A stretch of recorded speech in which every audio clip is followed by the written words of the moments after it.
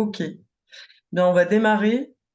Bonjour à toutes et tous. Donc vous êtes, une trentaine de personnes, connectées et je pense qu'il y a encore des gens qui vont nous rejoindre, au fur et à mesure. J'ai eu en dans les 60 personnes, inscrites au webinaire.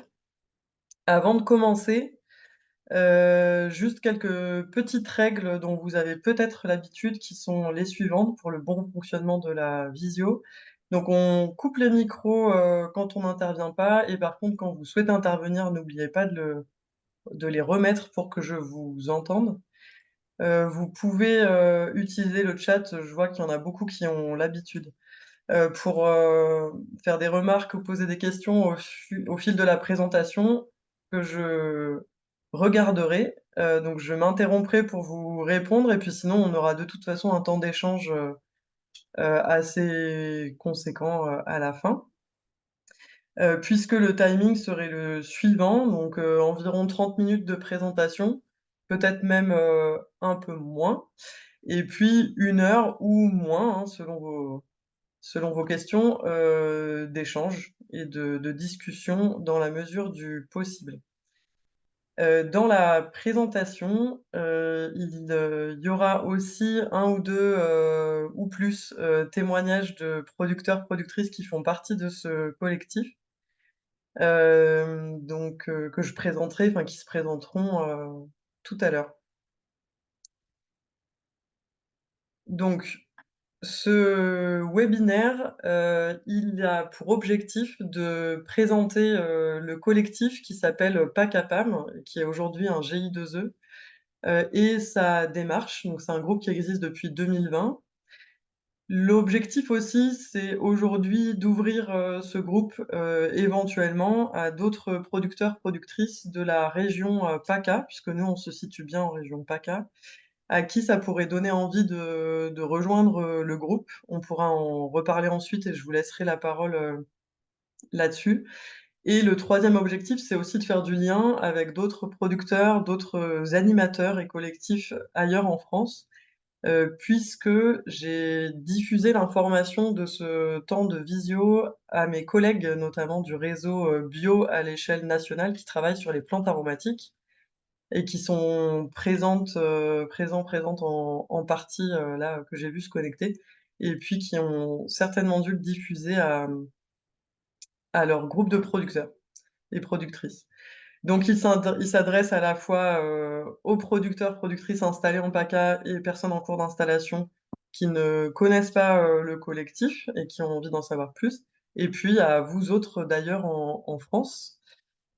Et puis je vous propose d'ailleurs dès maintenant, dans le chat, pour les personnes qui ne sont pas en PACA, de noter votre région ou votre département, juste pour que tout le monde ait un petit aperçu de d'où vous êtes, même si on va pas faire de tour de table, complet tous ensemble. On va pas avoir le temps pour ça, je pense. Et je regarde en même temps. Parce que dans le petit bulletin d'inscription, j'ai fait l'erreur de ne pas vous demander vos départements et régions d'origine, donc ça permet de regarder ensemble.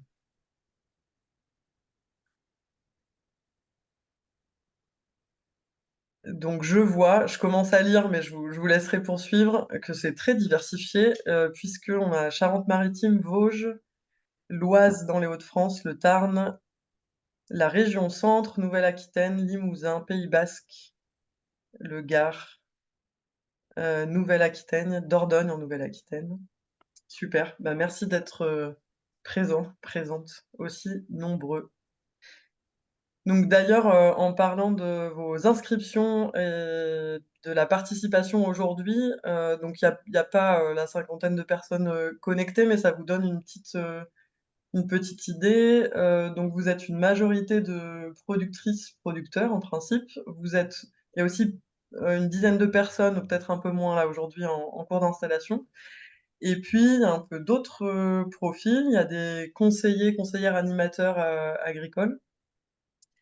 Des personnes, qui sont probablement en projet, encore, d'installation et peut-être, des artisans aussi ou, des professionnels des plantes, des thérapeutes. Je vois naturopathes. Voilà un peu pour le descriptif de qui vous êtes. Donc le programme, pour ce qui est de la partie présentation, c'est que je vous fasse un rapide tour, d'historique, de pourquoi ce collectif, de comment il s'est monté, de ce qu'il a réalisé, en tout cas de ce qui s'est passé au sein du groupe, depuis 2020 et puis on terminera sur, la présentation des actions en cours, donc de ce qui est toujours en cours et de ce qui est à venir là pour cette année et pour, l'année prochaine. Avant de poursuivre, je vais me présenter puisque je l'ai pas encore fait, donc vous le voyez, en bas de ma vidéo. Je m'appelle Mégane, Véchambre. Moi, je suis, salariée du groupement des agriculteurs, bio des Alpes de Haute-Provence en PACA et je travaille exclusivement, sur la filière, PAM d'un point de vue, conseil, technique, à l'échelle de la région PACA puisqu'on n'est pas beaucoup à travailler sur les PAM, en tout cas au sein du réseau bio, donc nous en PACA, on est 2. Je vous ai pas remis nos contacts à toutes les 2 dans le diapo, si jamais, c'est nécessaire, mais je pourrais le faire ensuite. Donc moi qui suis dans les Alpes de Haute-Provence et ma collègue Coralie Gaborio qui est dans les Hautes-Alpes, dans le 05 et qui a aussi une partie de son temps, sur les PAM. Pour ce qui est, du collectif, PACA PAM. Donc comment ça s'est monté? En fin 2019, il y a eu des premières res rencontres entre, petits, entre grosses guillemets, hein, producteurs de PAM, c'est-à-dire fermes, diversifiées en PAM plutôt, peu mécanisées. Pourquoi ces rencontres? Parce que, moi je suis arrivée à donc Agribio 04, en 2017 et que j'ai commencé sur cette filière à organiser un certain nombre de formations, courtes, donc des formations Vivea sur la production et la transformation et qu'il y avait assez peu de formations en fait à l'époque sur les plantes aromatiques et médicinales, mis à part celles organisées par le syndicat des simples et donc du coup par ces formations, j'ai identifié, et rencontré un certain nombre de producteurs qui et de productrices qui se connaissaient pas forcément, entre eux, pourtant sur des systèmes, et des fermes assez, similaires. Donc j'ai organisé plusieurs rencontres, collectives et ça a donné lieu en 2020 à la création d'un GI2E. Donc certains d'entre vous connaissent, déjà, probablement. Un GI2E, c'est le nom d'une subvention de l'État, qui est gérée par la DRAF, qui permet de financer, en fait, du temps d'animation de collectifs agricoles autour de l'agroécologie, de l'agriculture biologique. Donc ça m'a permis, en fait, de financer à la fois du temps d'animation pour moi, pour accompagner ce groupe et puis aussi quelques dépenses, ou prestataires extérieurs pour faire des choses, avec le collectif. Donc au démarrage, en 2020, il y avait une trentaine de producteurs qui se sont dit intéressés pour faire partie du collectif, donc qui se sont, impliqués à l'échelle de la région, PACA, avec un profil, de ferme, un petit peu, similaire. C'est-à-dire, je l'ai déjà dit en introduction, mais des producteurs, productrices de plantes aromatiques et médicinales diversifiées, plutôt en circuit court, et là, dans le cas de ce groupe-là, situé en région, sud. Donc la raison d'être, si on peut l'appeler comme ça, du groupe, c'était dès le début de partager, d'échanger, de se former aussi ensemble pour mieux vivre de son métier.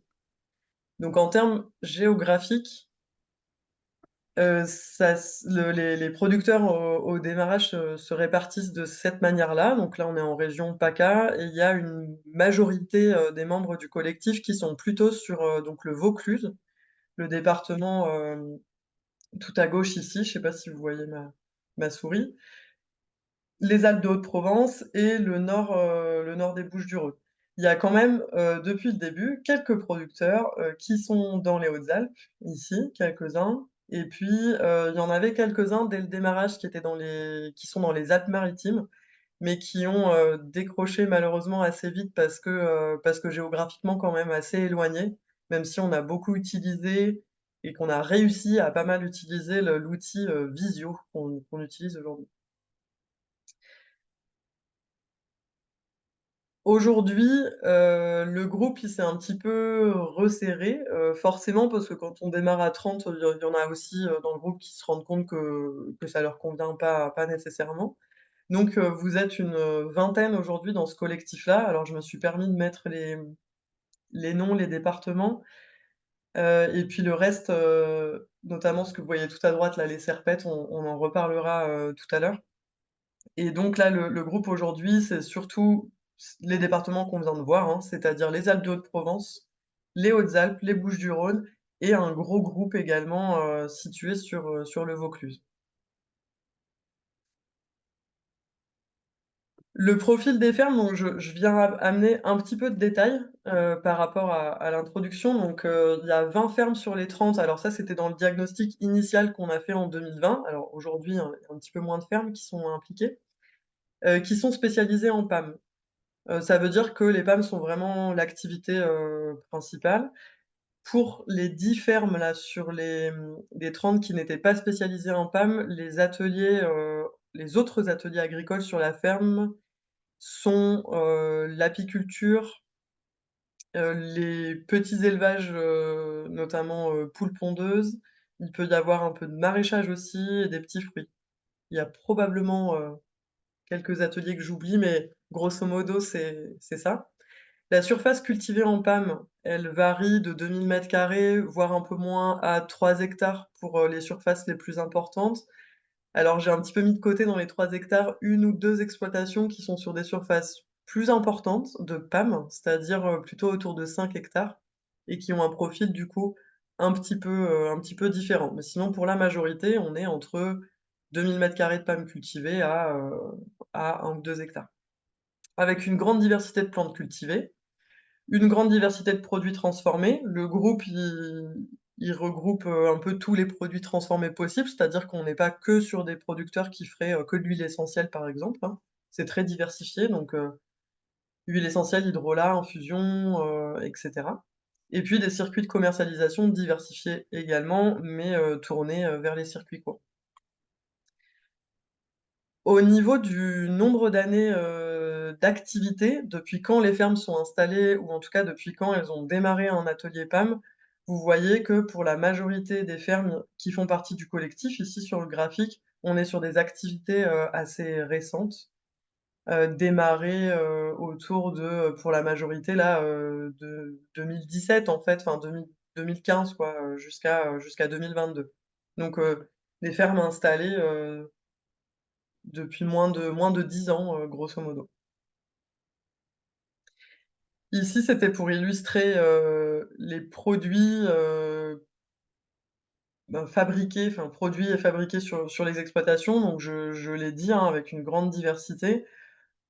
Beaucoup, font de la plante sèche, mais c'est pas forcément le produit, principal. Ça peut être juste une petite diversification, un complément de gamme et vous voyez toute la palette de produits alimentaires. J'imagine que beaucoup parmi vous, ont, cette gamme, enfin ce genre de gamme très diversifiée aussi. Là, les l'histogrammes, en fait, c'est en nombre de producteurs qui font tel ou tel produit dans le collectif. Donc vous voyez ici qu'il y en a une douzaine qui sont sur des produits de distillation. Quasiment tout le monde fait de la plante sèche et après autour d'une dizaine qui font des produits alimentaires. La majorité font du sirop, puis après on a toute la diversité des produits alimentaires possibles et puis il y en a 10 qui font aussi des produits cosmétiques. Voilà, ça c'est pour caractériser un peu le groupe et la gamme. En termes de circuit de commercialisation, ici, c'est pour imager ce que je viens de dire aussi. Donc, on est sur des circuits courts principalement, même s'il y en a, 5 dans le collectif là, depuis le début, qui, font aussi de la vente en grossiste laboratoire, donc là, vente en vrac et coopérative pour une petite partie. Hésitez pas à faire vos remarques ou questions dans le chat, hein, je vous vois.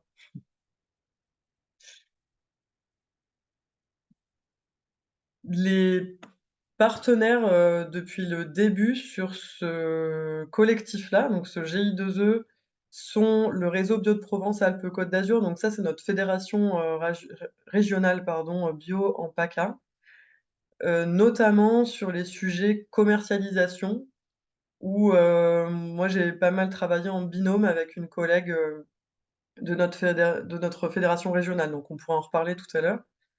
L'atelier paysan a aussi été impliqué, depuis le début. Pour les personnes qui connaissent pas, n'hésitez pas à le notifier et je pourrais en dire, 2 mots, notamment sur de la conception de matériel, on en reparlera. Le CRIEPAM également, aussi sur des aspects matériels et puis plus récemment une entreprise là de graphisme et je vous expliquerai pourquoi. Donc, qu'a fait ce collectif, entre grosso modo entre 2020 et 2023? Donc on a eu ces 5 actions un peu phares dans le groupe. La première, ça a été de faire, un diagnostic des fermes du collectif qui a servi à faire collectif en fait quelque part, à voir qu'il y avait à voir quelles étaient les problématiques. Est-ce qu'il y avait des problématiques communes? Qu'est-ce qui regroupait les producteurs et en fait, finalement à donner du sens à l'existence de ce groupe. Ça a permis aussi de venir regarder des éléments, économiques sur les fermes, de manière, anonyme, c'est-à-dire de regarder, la viabilité des ateliers, plantes aromatiques et médicinales et puis, moi j'ai aussi réalisé quelques fiches de ferme, qui ont ensuite été diffusées, de certains membres du collectif. Donc ça a été réalisé en 2021. Ensuite, il y a eu toute une thématique autour des itinéraires de culture en plantes aromatiques et qui se sont, travaillés notamment sous la forme de formation. Donc il y a eu 6 grosses journées de formation pendant 2 ans, avec plusieurs formateurs. Je vous montrerai quelques photos, juste après. Et puis il y a aussi eu des visites de ferme, chez les membres du collectif et des chantiers, collectifs également sur la journée. On a aussi travaillé la question du matériel, donc je l'ai dit, notamment avec, l'atelier paysan. Il y a eu quelques commandes groupées et puis il y a eu aussi un gros travail de réflexion sur la commercialisation et notamment la mutualisation de la commercialisation et j'y reviens, plus tard. Est-ce que jusqu'ici, ça va? Si on a quelques-uns, quelques-unes qui veulent s'exprimer, n'hésitez pas.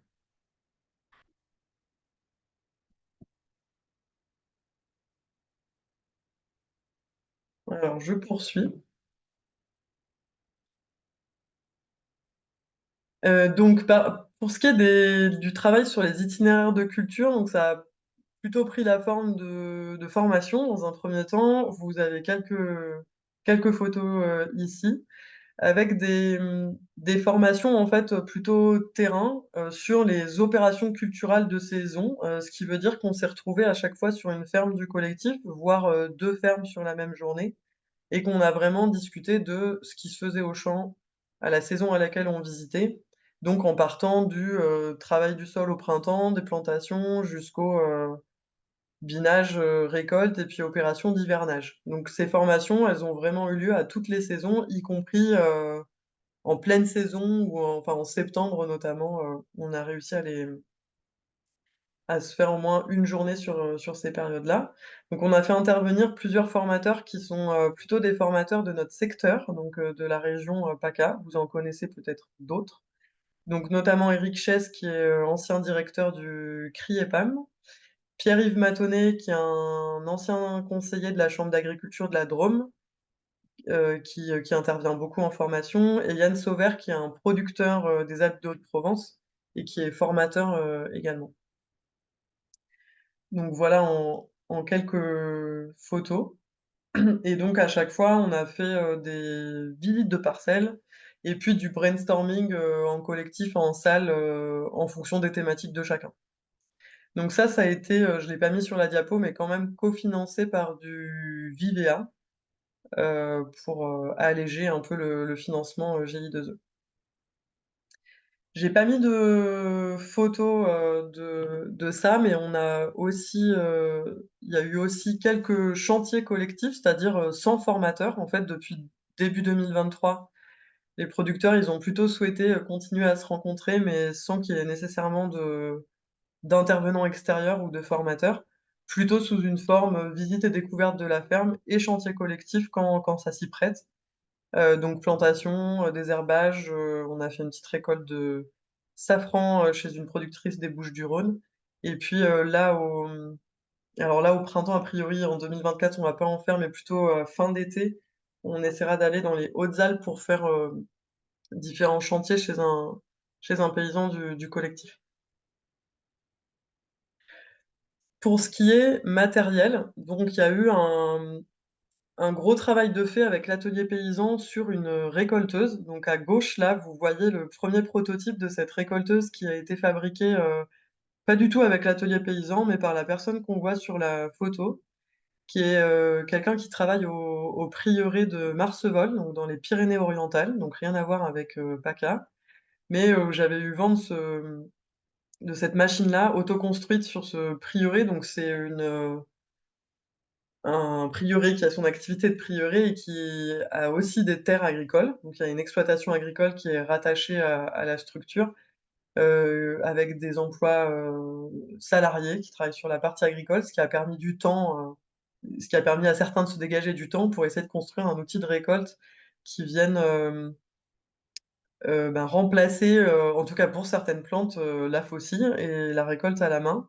Sachant que le prieuré de Marsevoles, compte, je dirais dans les 2 hectares de plantes aromatiques, donc ça commençait à être intéressant de mécaniser un petit peu la récolte sans aller sur des grosses machines. Donc on était plutôt sur ce profil-là et donc il y a eu, beaucoup de réunions de travail en visio pour, sur la base de cette machine que vous voyez, à gauche, améliorer en fait, ce prototype-là, et en faire quelque chose d'un petit peu plus, ergonomique et donc ce travail-là, on l'a fait avec l'atelier paysan et une succession de réunions en visio pour vraiment discuter avec le groupe de producteurs présents sur ce groupe de travail-là de la conception et donc l'atelier paysan amenant, tout son savoir sur, la mécanique, hein, en fait et les plans, et les machines agricoles de manière générale.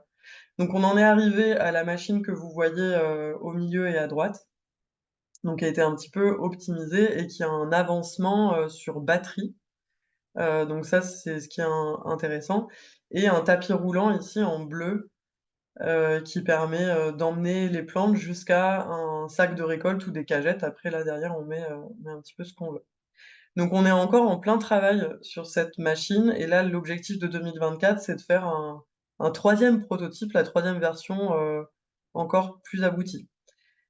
Donc dans le groupe de travail qui a bossé là-dessus, il y a des producteurs, qui sont plutôt sur des surfaces autour de 5 000 m², voire un petit peu plus, parce qu'en dessous, souvent, la récolte à la main est préférée, ce qu'on comprend très bien. Donc c'est plutôt pour un profil un peu intermédiaire, sachant que ça peut très bien être intéressant, sur des petites surfaces, également.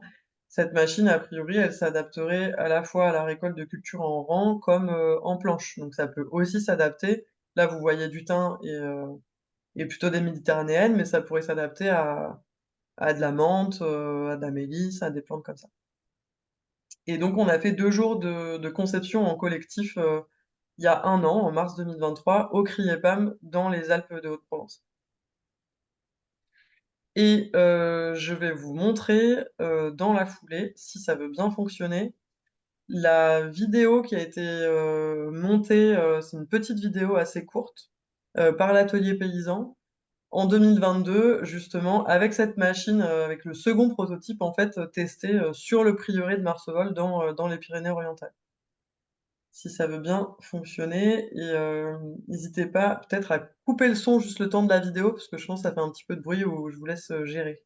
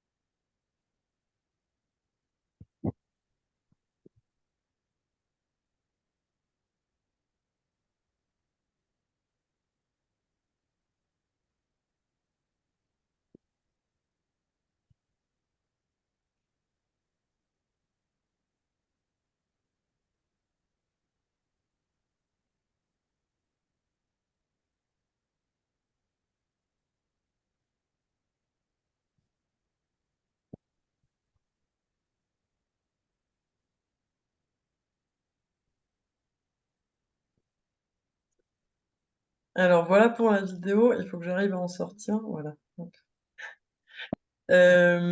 J'espère que ça a été, que ça a pas trop bloqué. Alors vous avez vu il y a encore les boîtiers, complètement apparents, tout ça sur la machine, tout ça va être, fermé.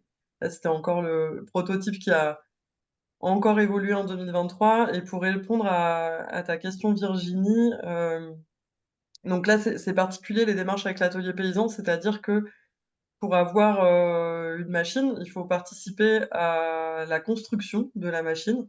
Donc il y a un temps, de formation, en fait, avec l'atelier paysan où eux, ils viennent avec des camions outils sur une ferme pour, aider à la construction de la machine. Et ce qu'on paye, en fait, c'est le coût des matériaux. Sachant qu'il faut aussi, qu'il y a le temps de travail associé à la construction. Et donc, ben, j'ai pas encore les nouvelles estimations, là, 2024, avec les dernières modifs qui ont été faites, mais on est quand même sur une machine qui va sortir, autour des 3 à 4 000 €, je pense. Ce sera dans ces eaux-là, mais c'est vraiment encore, à affiner. Donc je poursuis, sur la question du matériel. On a aussi eu comme sujet, dès 2020 de travailler, donc c'est les producteurs qui ont fait remonter ça, sur les opérations post-récolte en plantes sèches. Donc qu'est-ce que ça veut dire? Ça veut dire les feuillages, les mondages, le battage, le tri, quand on fait de l'herboristerie, que ce soit pour de l'infusion ou pour des mélanges, herbes aromatiques, et cetera. Et donc on a organisé 2 visites, sur des fermes, plutôt bien équipées en PACA. Donc Simon-Segretin notamment, qui est dans les Hautes-Alpes, très bien équipé. C'est les photos qu'on voit à gauche et au milieu là, sur du matériel de battage et de tri, toutes plantes confondues, puisque lui il produit, des plantes très diversifiées et il est spécialisé sur l'herboristerie. Et sachant que lui, il commercialise surtout en demi-gros à des herboristeries.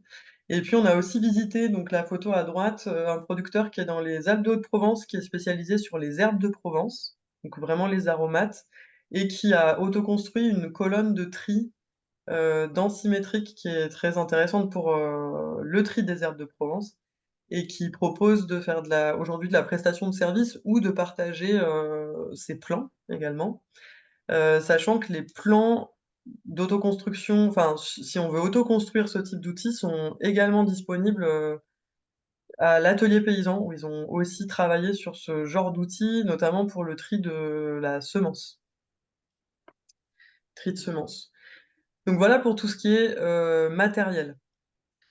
Je poursuis, sur le dernier sujet, gros sujet en tout cas, qui a été, travaillé dans le collectif, qui est, la question de la commercialisation. Et dans une certaine mesure de la mutualisation aussi, de la commercialisation. Est-ce qu'on peut commercialiser ensemble? Quelle forme ça peut prendre? Comment ça peut marcher, et cetera? Donc ça a été un gros sujet de travail, dès le début. Donc il y a eu tout un tas de réunions de travail sur cette question-là, et aussi des rencontres avec, des structures, commerciales en PAM, existantes.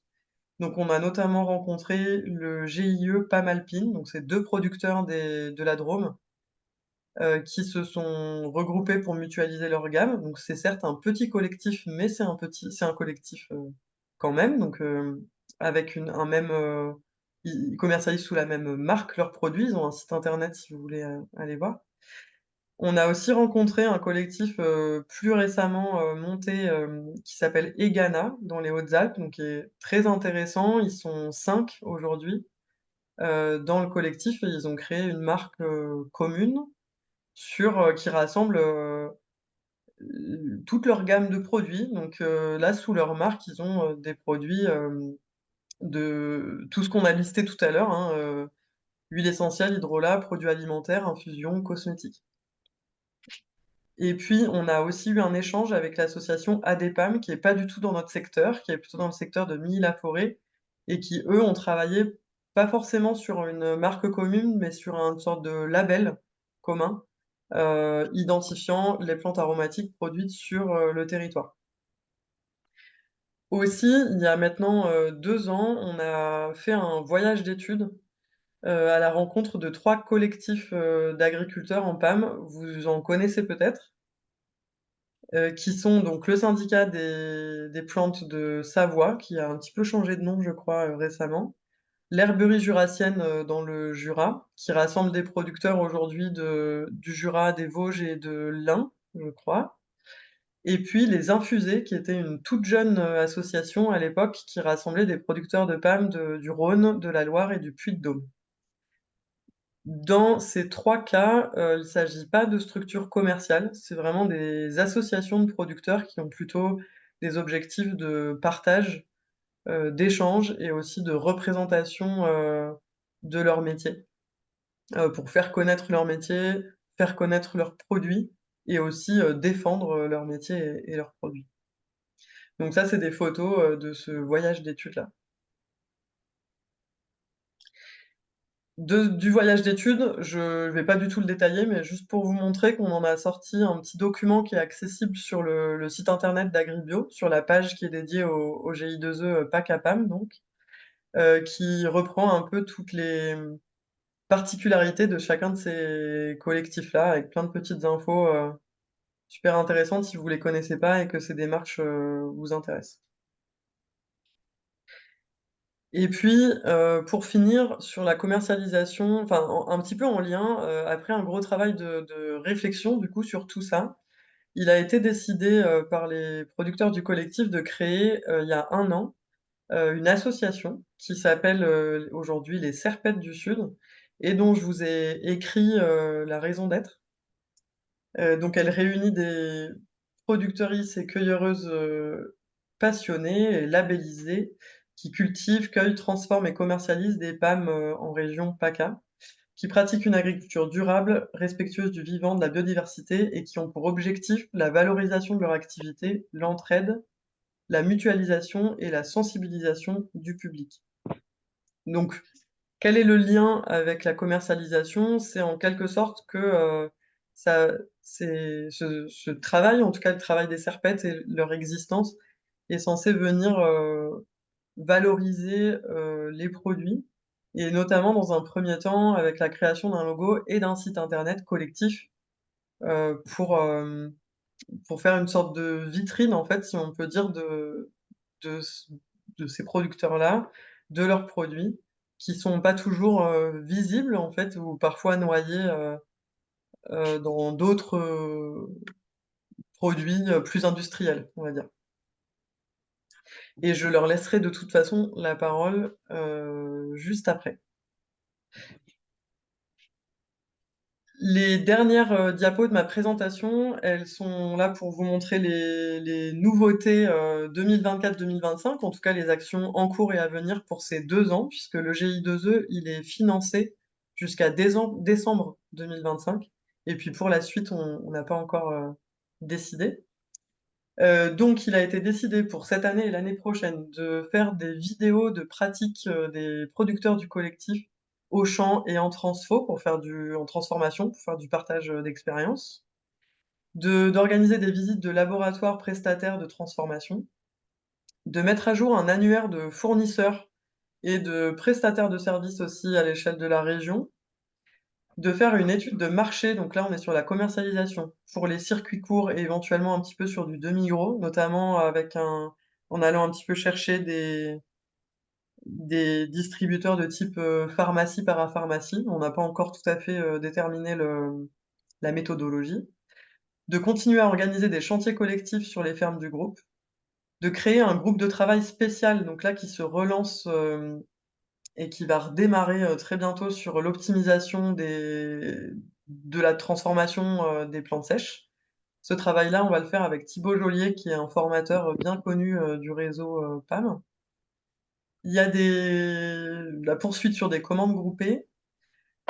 Se relance aussi un groupe de travail, spécialement sur la commercialisation, mais en groupe, plus restreint, puisqu'après 3 ans de réflexion, voilà, il y a des membres du collectif qui ont évolué.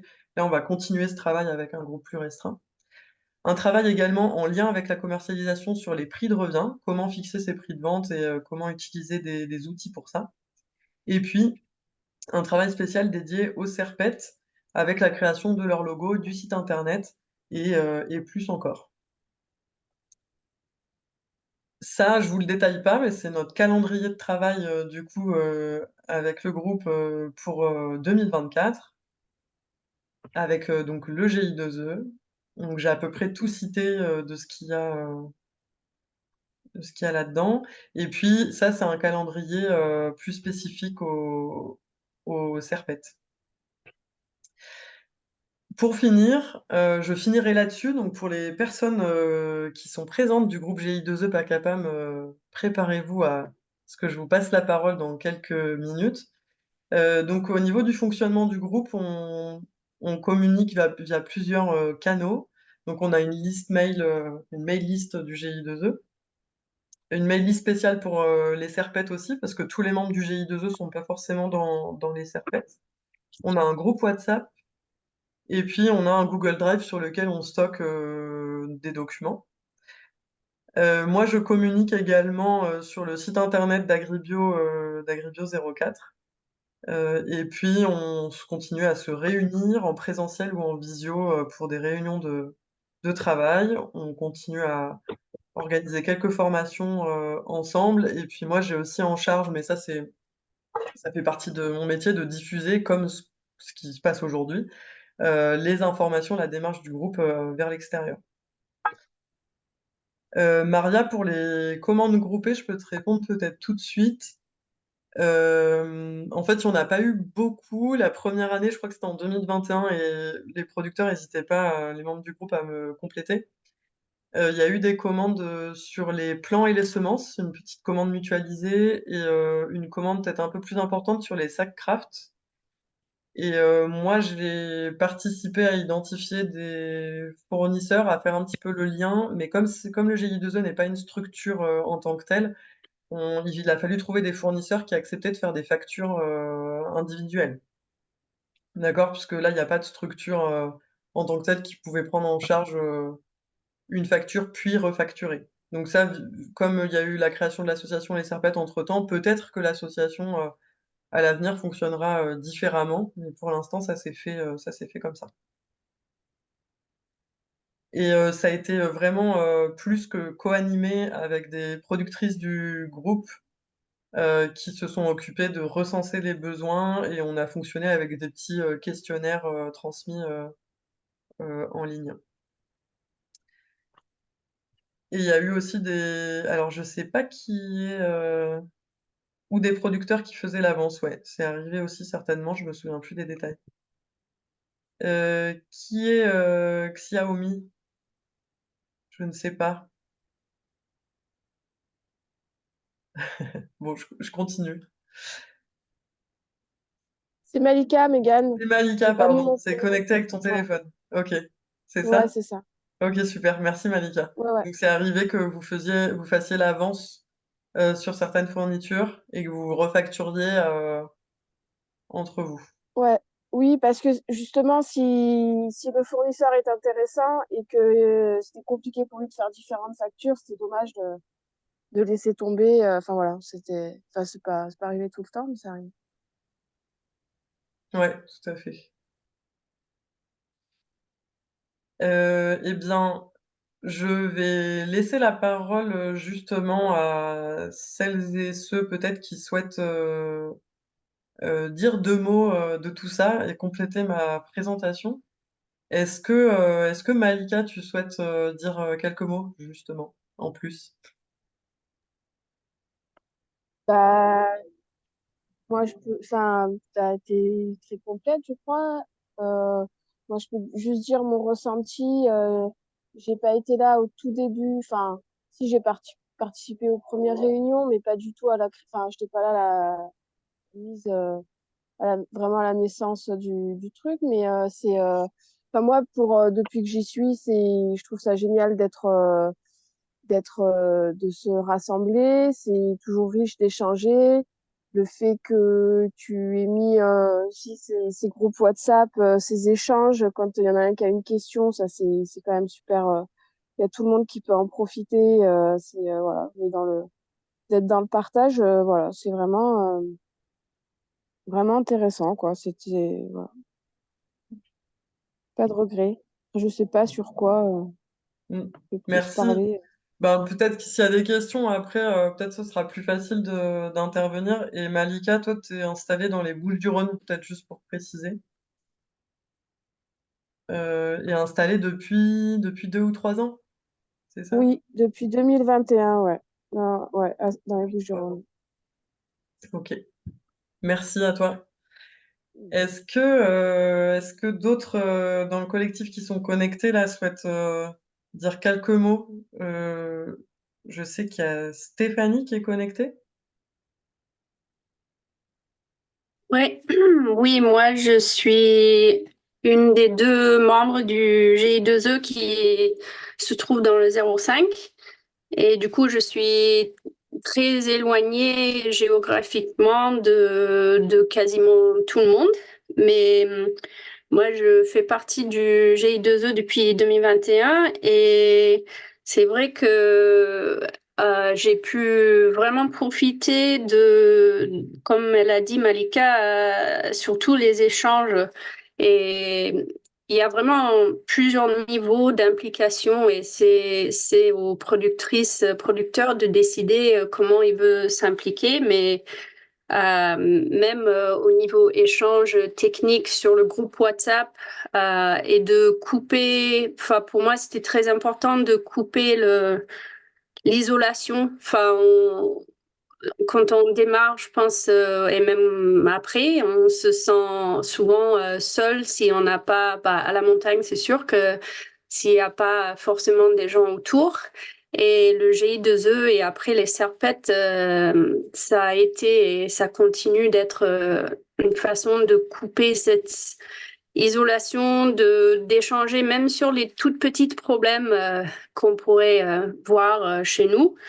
Et enfin, c'est sans prix. Comme Malika a dit, moi aussi, c'est sans regret que je fais partie de ça. Et on verra.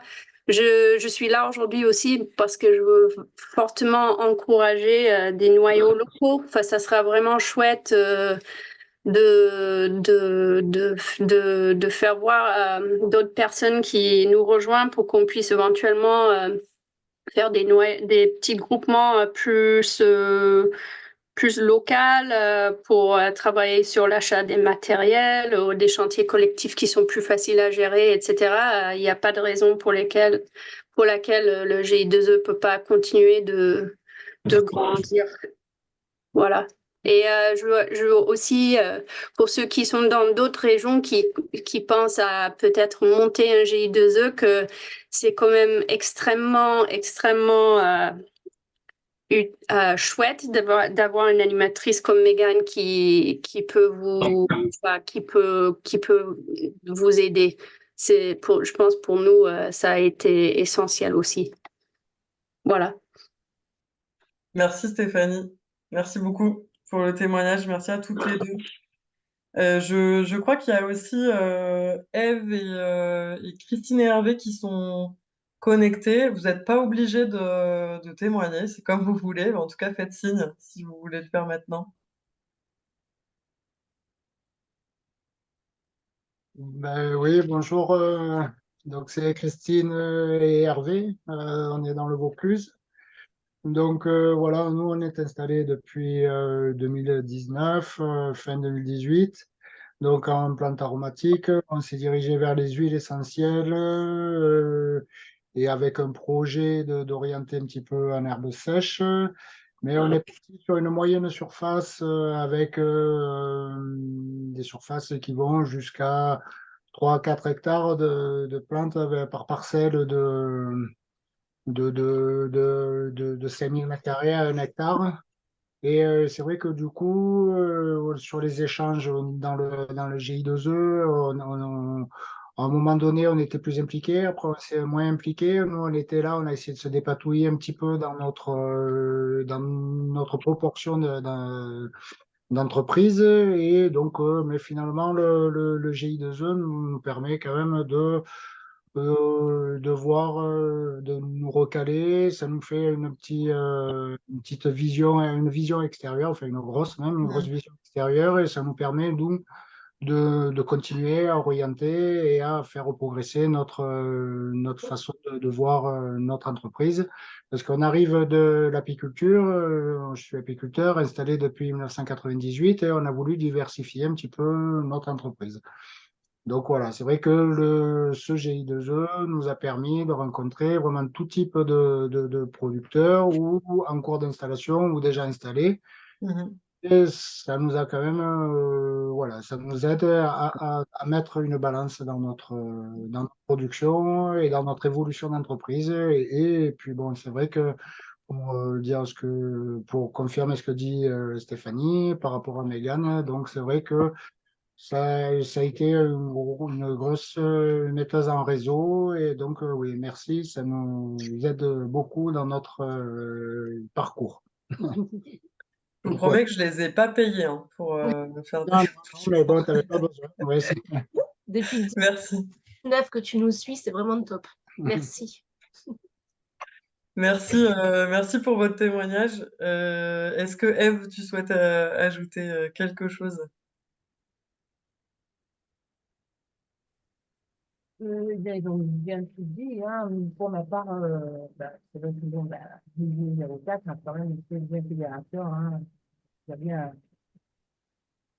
il a bien aidé.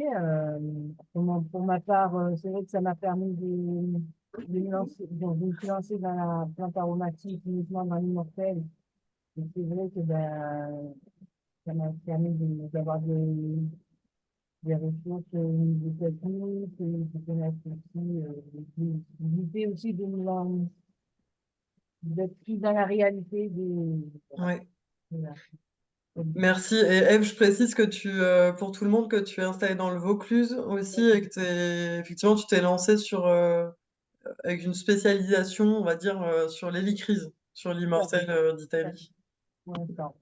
Pour la distillation. Voilà.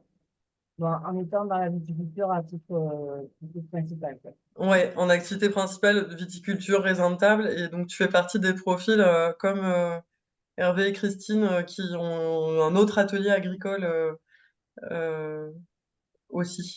Enfin, pas que des plantes aromatiques. Bah, merci, à tous les 5 pour votre, témoignage. Merci beaucoup. Et je vais, me tourner, c'est le dernier, diapo, vers, les autres personnes présentes. S'il y a des personnes qui souhaitent prendre la parole ou écrire un message, peut-être d'abord si vous avez, on va le faire dans l'ordre, si vous avez des questions sur ce qui a été, présenté. Moi, c'est Lucie en Dordogne. Désolée, on a dû arriver en retard au début de la conférence, donc c'est peut-être une question que tu avais présentée. Non, il n'y a pas de souci, c'est comme ici. Merci. Oui, vas-y Lucie, on t'écoute. Et donc la question, c'était, donc vous avez l'air de parler d'une animatrice qui est toi, si j'ai bien compris. Oui. Ça, enfin, comment est-ce que ça s'est organisé? Est-ce que t'es payé par les producteurs? Est-ce que l'initiative, c'était des producteurs qui ont cherché une personne pour les aider à créer ce groupement? Est-ce que c'est via un réseau d'agriculteurs bio, par exemple? Voilà. Désolée, tu as sûrement expliqué ça au départ, mais Pas de si tu... souci. Merci. Ouais. Bah, je peux le redire en quelques mots. Du coup, je pense que ça a été la rencontre, des producteurs et des producteurs avec moi et de moi avec les producteurs, on va le dire comme ça. Hem, comment dire? Ce que j'ai dit en tout début d'introduction là, à midi, c'est que moi j'avais commencé à organiser pas mal de formations dans le cadre de mon métier, avec, à destination plutôt de producteurs diversifiés en circuit court et qui font de la transfo à la ferme. Et que par ce biais-là, j'ai rencontré, pas mal de producteurs, pas mal d'entre vous, en tout cas en PACA, qui se connaissaient pas forcément et qui, n'étaient pas forcément en lien puisque la région est grande et qui, avaient les mêmes problématiques. Du coup, je me suis dit: «Ben, tiens, ce serait sympa de faire du collectif, en fait, quelque part, d'avoir des temps d'échange, en collectif ou en tout cas de mettre des outils à disposition». Donc ça s'est passé comme ça. Donc j'ai proposé, moi, le montage de ce format, c'est-à-dire d'un GI2E, et un GI2E, c'est une subvention de l'État. Donc c'est ce que j'expliquais en introduction, c'est vrai que je l'ai pas beaucoup précisé. Donc c'est moi qui suis allée, j'ai écrit le dossier pour obtenir cette subvention et cette subvention, elle finance à 100 mon temps de travail pour l'animation du collectif. Donc les producteurs, ils ne déboursent, rien sur, mon temps de travail à moi. Est-ce que c'est plus clair? Ouais, super, merci, hein. Super projet. Bah, merci. Il en existe pas mal d'autres. Je pense que je laisserai la parole si, elles le souhaitent à des collègues, qui animent, des groupes comme celui-ci, je pense, dans d'autres, régions. Il y a quelques questions, de Marion et Virginie dans le chat. Ma alors Virginie, je vois que tu es du Var. Marion, est-ce que tu peux préciser de quel département tu es?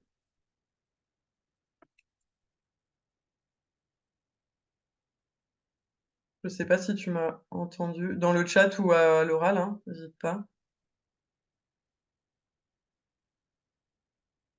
Bon, peut-être que Marion ne m'entend pas. Du coup, vous avez toutes les 2 la question de comment, 04 ah, c'est Marion, que je connais, pardon. Pardon Marion. Donc Alpes de Haute-Provence. Donc toutes les 2, vous avez la question de quelle démarche pour rejoindre, le collectif. Donc je vais faire une réponse et puis pour les membres du collectif, n'hésitez pas à me compléter. Donc il y a pas de c'est assez simple en fait, puisque c'est un groupe, qui est enfin pour le GI2E d'abord, qui est, informel, c'est-à-dire qu'il y a pas de enfin aujourd'hui pour rentrer dans le GI2E, c'est juste, me poser la question. Moi j'ai un petit document, officiel de la DRAF, mais très, très simple à vous faire remplir et comme ça votre nom, il est bien officiellement, au niveau de la DRAF, dans le groupe. Mais c'est la seule démarche, vraiment à faire et sinon, c'est vous présenter, au groupe, dire qui vous êtes, qu'est-ce qui vous motive dans le fait de rejoindre le groupe et a priori, il y a jamais de refus, hein. Il y a des personnes qui ont rejoint, bah, comme Stéphanie et Malika, le groupe, en cours de route ou en tout cas pendant la première année. Donc il y a pas de labellisation, quelconque. C'est vrai que nous, on est agri-bio, mais s'il y a des producteurs intéressés qui sont pas labellisés bio, mais qui sont, simples, Nature et Progrès, Déméter, tout ça, a priori, il y a pas de souci. Je sais que dans certaines, régions et nous, on s'est posé la question, on demande quand même de plus en plus aux membres de ces collectifs-là d'être, à minima adhérents à l'agri-bio du département. Donc il pourrait éventuellement y avoir ça, mais sinon, c'est tout. Donc ça, c'est la réponse pour le GI2E PACAPAM. Est-ce que pour Virginie et Marion, c'est clair?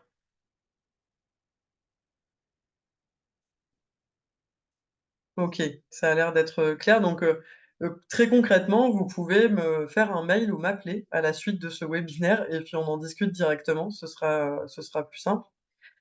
Et la question sur les serpettes, parce que Marion, tu poses aussi la question de rejoindre les serpettes. Donc là, les serpettes, c'est un peu plus officiel dans le sens où c'est une association. Donc pour rentrer en tant qu'adhérent, à l'association, il faut contacter, bah, directement l'association. Alors ça peut se faire par mois ou, ça peut se faire par mois dans un premier temps. C'est un fonctionnement collégial au niveau des serpettes, donc il y a pas de président, présidente et de bureau, mais il y a quand même des personnes, qui ont des rôles. De administratif ou plutôt, trésorerie, financier. Donc moi, je peux vous donner les contacts et après, l'idée, c'est qu'à la prochaine réunion, de l'association, bah, vous soyez, présents pour, pouvoir intégrer, le collectif. Hem, alors il y a une question de Maria, et Virginie, on est en formation demain ensemble. Bah, très bien, ça facilitera les choses. Maria pose la question de comment le groupe s'est mis d'accord pour, au démarrage sur les actions à mener et comment les décisions sont prises aujourd'hui. Est-ce qu'il y a, quelqu'un d'autre que moi, qui a envie d'expliquer ça? Si vous vous en souvenez? Je sais pas, Malika, Stéphanie, vous me dites? Bah, Christine et Hervé étaient là au tout début, hein, parce que Ouais, moi non. ouais. Je peux commencer à donner des éléments et puis Christine et Hervé, vous n'hésitez pas à me compléter. N'hésitez pas à m'interrompre, à allumer le micro. Moi, Mégane, c'est Oui, Malika. oui, J'ai les premières réunions. Enfin, il me semble que oui, beaucoup toi qui drivais pour orienter les thèmes à travers des supports, je sais plus comment. Puis il y avait ce moyen de décider sans être négatif, à toujours attendre l'accord de tout le monde. Enfin, ça a été peut-être plus tard. Mais il y avait des supports quoi, pour arriver à trouver, à sélectionner ce qui réunissait, quoi, faire les patates, tout ça, là, non? ouais, Enfin, j'ai souvenir de ça chez Christine et ouais, Hervé, justement. Il y avait ouais, Marion aussi. Oui, c'est ça. On a fait une journée de brainstorming où on a mis plein de choses sur des grands papiers. Après, on avait fait enfin, des exercices assez tactiles, pratiques, où il fallait mettre un petit sticker à côté des choses que tu trouvais importantes. C'était vraiment Puis, on est passé par des grandes réunions, quoi. puis on était par petits groupes pour travailler différents thèmes aussi, pour pouvoir approfondir chaque thème qui ressortait. Donc, mm, ça s'est fait au fur et à mesure. Mais sur un même temps, hein, c'était quand même assez rapide. Enfin, sur une journée, quoi. C'était, ou deux, mais. ouais. Ce genre de choses, donc on parle post-it, de stickers, comme disait Stéphanie, tout ça, il y a eu plusieurs moments depuis 2020 où on a fait ce genre d'exercice pour prioriser les actions et où moi j'arrivais avec pas mal de propositions, je pense, qui partaient un peu dans tous les sens. C'était peut-être pas évident du coup de cibler, mais et puis après chacun venait voter, etc. Oui, Audrey, il y aura l'enregistrement sera disponible et je le mettrai, je pense, sur enfin, faudra que je vous demande votre accord à tous, mais la chaîne YouTube d'Agribio. Voilà, il y a la question aussi sur la prise de décision en collectif et moi j'aurais tendance à dire que ça c'est quelque chose qu'on a appris ensemble au fur et à mesure pour faire bien fonctionner les réunions. Enfin, on avait appris ensemble. Ouais. Ouais, carrément. Et c'est vrai qu'il y a des animateurs, animatrices dans le réseau bio notamment, qui ont eu des formations spéciales parfois, dans certains cas, sur ce qu'on appelle de l'intelligence collective ou des techniques d'animation. Moi, j'ai appris en même temps que tout le monde avec le collectif et on a essayé des choses ensemble en termes d'animation. En tout cas, moi, personnellement, j'ai pas eu de formation vraiment très appuyée, on va dire, là-dessus. Oui, Hervé. Du coup, c'était pas mal parce qu'au début, on a fait, comme tu disais, ça partait vraiment dans tous les sens, mais c'est ce qui a été quand même pas mal, c'est que tout le monde puisse exprimer maximum d'idées et qui finalement, on finit par trouver des points communs avec des sujets dominants et qui, avec des idées qui semblaient différentes au départ, on a pu regrouper et puis se retrouver sur des mêmes sujets finalement et qui pouvaient traiter plusieurs points qui semblaient éloignés au départ, quoi. Donc Mmh. voilà, c'était pas mal du coup de laisser partir un peu dans tous les sens au début et petit à petit, voilà, avec des petites techniques et puis tout ça, on a réussi à rassembler un petit peu et puis à se retrouver finalement à avoir voilà la commercialisation, le problème du tri, les commandes groupées, comment on fait un prix. Petit à petit, voilà, ça a fini par se retrouver sur quelques points Ouais. identiques. Voilà. Ouais, merci pour vos compléments. Donc tout ça, c'était pour la réponse à Maria. Et il y a une question de Léa qui est plutôt pour moi. Est-ce que des membres peuvent intégrer un GI2E à tout moment de la vie du GI2E? D'un point de vue administratif, oui, oui, oui. En tout cas, en PACA, il y a un petit formulaire à faire remplir au producteur, pour, officiellement faire intégrer la personne, dans le GI2E et à renvoyer à la DRAF, donc c'est possible. Maintenant, moi, il y a aussi des personnes, aujourd'hui qui sont dans la mail list ou dans le groupe WhatsApp enfin, il y en a peut-être pas beaucoup, mais qui ont jamais rempli enfin, qui sont un peu satellites, on va dire, autour du groupe, qui ont jamais rempli, ce petit formulaire-là, mais qui suivent un peu de loin, les échanges et c'est pas gênant, non plus. Est-ce que, il y a des personnes, situées, hors PACA, dans d'autres régions qui sont là, donc productrices, producteurs ou animatrices, qui souhaitent, partager une expérience, similaire, dans une autre région?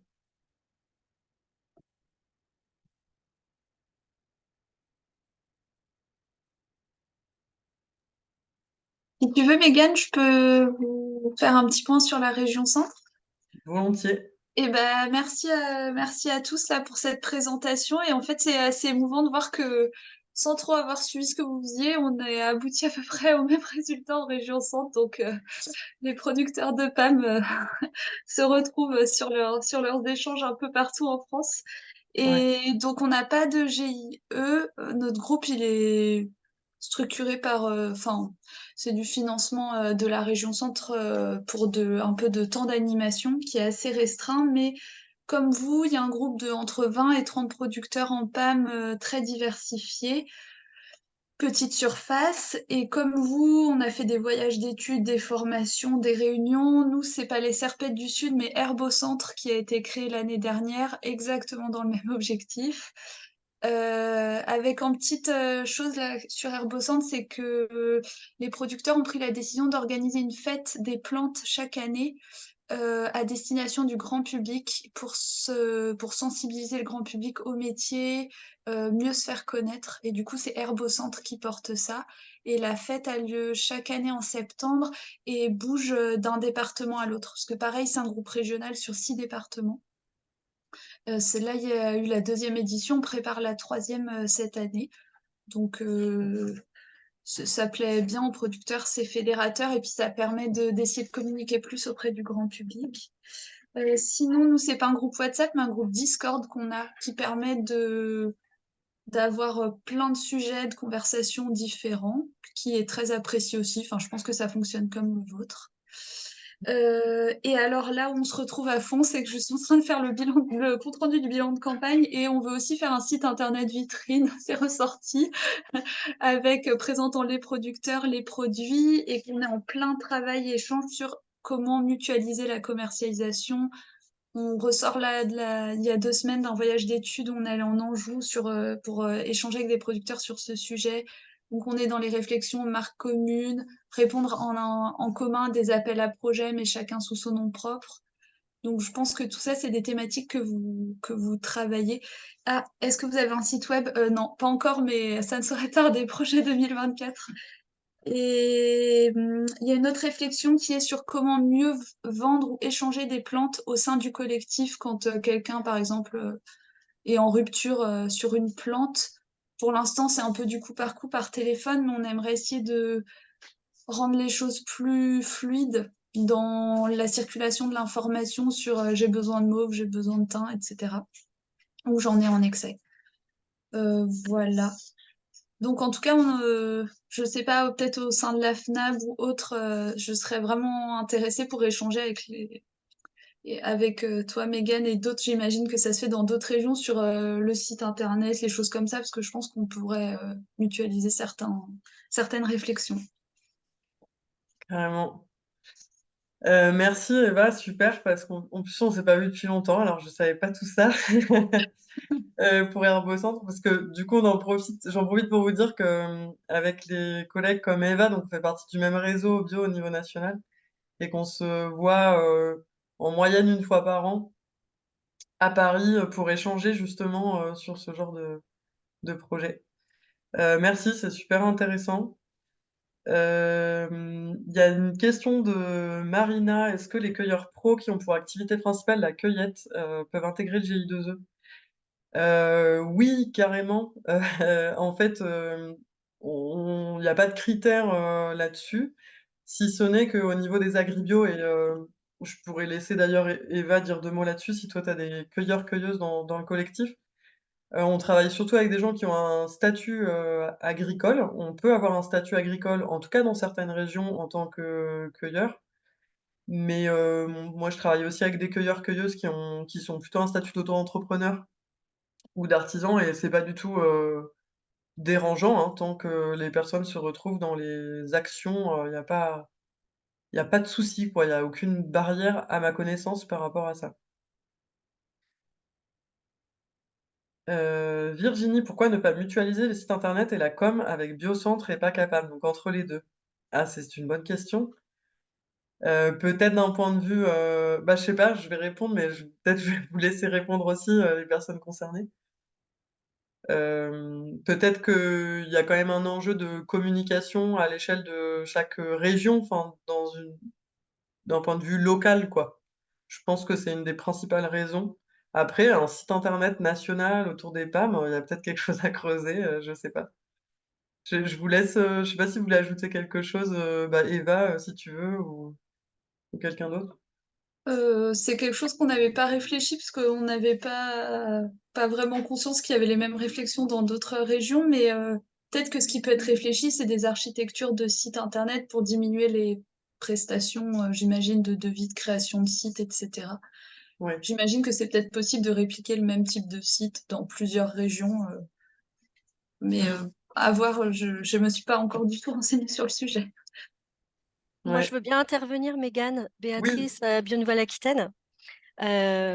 Par rapport à tout ce que tu as expliqué, nous aussi, on a un groupe, alors qui ne fonctionne pas à l'échelle de la Nouvelle-Aquitaine parce que c'est une très grande région, mais qu'on fait fonctionner depuis une bonne dizaine d'années à l'échelle de l'ex-Poitou-Charentes et qui mène, donc qui n'est pas formalisé en GI2E, mais qui mène à peu près les mêmes actions que chez vous et puis chez Eva dans la région centre.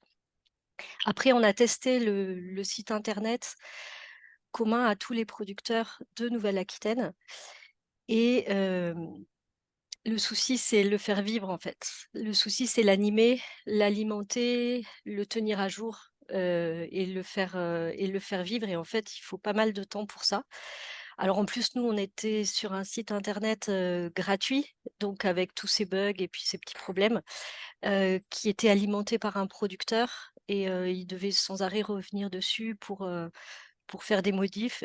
Donc, effectivement, c'est une super idée d'essayer de faire quelque chose de commun et pourquoi pas de national, mais après, faut trouver quelqu'un pour gérer ça, quoi. Voilà. Et du temps financier pour le faire. Clairement. Merci Béatrice, super que tu en parles et ça me permet de dire alors peut-être je crois pas que tu l'aies dit là, c'était un site au départ, il me semble que vous aviez créé justement pour, ce dont tu parlais Eva, c'est-à-dire, échanger des plantes au sein de entre producteurs? Je crois qu'au démarrage, c'était ça? Oui, oui, excusez-moi, j'ai allumé ma caméra. Je suis désolée d'avoir parlé dans l'ombre. C'est bien. Oui, au départ, c'était pour ça. Donc c'est à l'échelle de Poitou-Charentes aussi, au démarrage, qu'on l'a conçu pour justement se tenir informé des stocks des uns et des manques des autres et pouvoir faire des échanges de plantes. Donc ça a pas mal fonctionné. Récemment, donc au début, ça a bien fonctionné à l'échelle de Poitou-Charentes. Après, on l'a ouvert à l'échelle de la Nouvelle-Aquitaine. Mmh. C'est un peu plus difficile. Les producteurs qui sont un peu plus éloignés du Poitou-Charentes ont moins d'infos sur le site et ont peut-être eu du mal à le rejoindre. Et récemment, on l'a ouvert aux entreprises en lien avec Interbio Nouvelle-Aquitaine pour que les entreprises puissent avoir une vue aussi des stocks dispo chez les uns et chez les autres et puissent, pourquoi pas, faire des commandes en direct auprès des producteurs qui ont des plantes. OK, super. Merci pour les précisions et ça me donne aussi envie de dire à tout le monde que et bah, justement avec, Béatrice entre autres et d'autres animatrices de la filière, on a travaillé cette année, en 2023, sur un guide, de destiné à la structuration des filières en PAM, bio où on a fait des fiches, des fiches, enfin des fiches thématiques qui présentent des dynamiques collectives comme celle-là. Donc Béatrice, elle a fait toute une fiche où elle explique bien le fonctionnement de ce site internet. Ma collègue Coralie dans les Hautes-Alpes et moi, on a fait une fiche sur la SAS et Ghana, 5 producteurs qui commercialisent ensemble, dont j'ai parlé tout à l'heure dans la présentation. J'ai aussi fait une petite fiche sur les serpettes, ici présentes, que j'ai présentées là. Et voilà, du coup, ça va sortir bientôt. C'est pas encore sorti, le livrable là, ce guide, mais ça vient amener, plein de détails sur, ce dont on vient de parler. Donc, je sais pas si Virginie, ça aura répondu à ta question sur la mutualisation du site internet. N'hésite pas à remettre un message dans le chat et donc Marina, ce type d'échange existe-t-il de manière formelle en PACA? Alors, j'imagine par rapport à l'échange de plantes, formel, pas à ma connaissance. Alors, faut savoir qu'au niveau du syndicat des simples, pour les personnes qui connaissent, ça existe, c'est-à-dire que quand on est adhérent ou sympathisant simple, on a accès du coup aux mail list et il y a de l'échange de plantes entre, producteurs du syndicat simple, un peu de cette, façon-là. Alors je sais pas exactement comment ils s'organisent, mais je sais que ça existe au niveau du syndicat et après, moi au niveau d'Agribio et là du GI2E, ça se passe sur WhatsApp, principalement ou sur, d'autres, outils, de discussion en ligne. Ça peut être Discord aussi comme ce que disait Eva, c'est une autre appli et du coup sur WhatsApp, il y a pas mal d'échanges de plantes comme ça entre producteurs, mais donc c'est fait de façon complètement, informelle. En tout cas, j'en profite pour dire qu'on a un groupe WhatsApp GI2E PACAPAM, mais j'ai aussi créé il y a 1 an un groupe WhatsApp producteurs de PAM diversifiés bio en PACA, où j'ai mis tous mes contacts actuels de petits producteurs de PAM bio diversifiés. Donc il y a environ 80 personnes là sur le groupe et donc il y a pas mal d'échanges de ce type-là aussi. Mais c'est informel. Alors, super, bah, merci pour vos témoignages Eva, Béatrice. Il y a des supers animatrices aussi dans d'autres régions, pour faire écho à tout à l'heure. Et du coup, ma dernière question, puisqu'on arrive, pas loin de la fin du temps, prévu. Mes dernières questions, c'était pour des personnes, qui seraient connectées là, à cette visio et qui sont situées en PACA. Est-ce que vous seriez intéressés de rejoindre, le groupe? Mais c'est une question plus difficile à chaud, est-ce que vous auriez des propositions d'actions à mener, des choses qui n'auraient pas du tout été citées dans ma présentation ou qu'on ne fait pas encore? Et j'ai noté dans les discussions là et sur le chat que peut-être que Marion, de Rességuier qui est dans le 04 et Virginie du Var seraient intéressées. Donc n'hésitez pas à prendre la parole si vous le souhaitez, maintenant ou d'autres personnes que j'aurais pas identifiées. Virginie dit: «Totalement intéressée». Bon super. Et Marina, tu es dans quel département?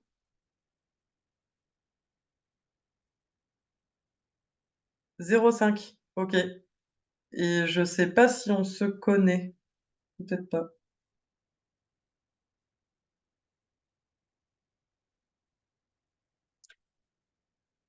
On s'est eu au téléphone. OK, super. Du coup, Marion, super, donc j'ai noté Marion, Louise, Virginie, Marina, qui est du 05 et Magali du 04. OK, bah, super. Je vous ai noté et du coup, je verrai comment prendre contact, avec vous. Bien sûr, on peut s'appeler. Et puis sinon, peut-être que je vous enverrai, quelques infos complémentaires par mail.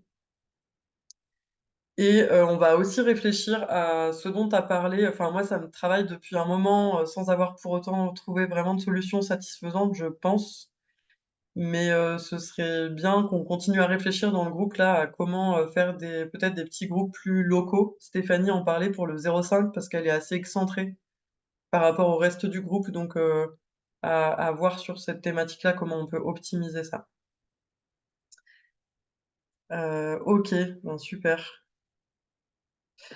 Eh bien, on arrive au bout de notre temps d'échange, donc je reste connectée encore un petit peu si vous avez des questions. Et sinon, je vous dis un grand merci pour votre écoute et puis un grand merci aux personnes qui ont témoigné. C'est chouette de prendre un temps d'échange comme ça. Et puis à une prochaine pour la suite.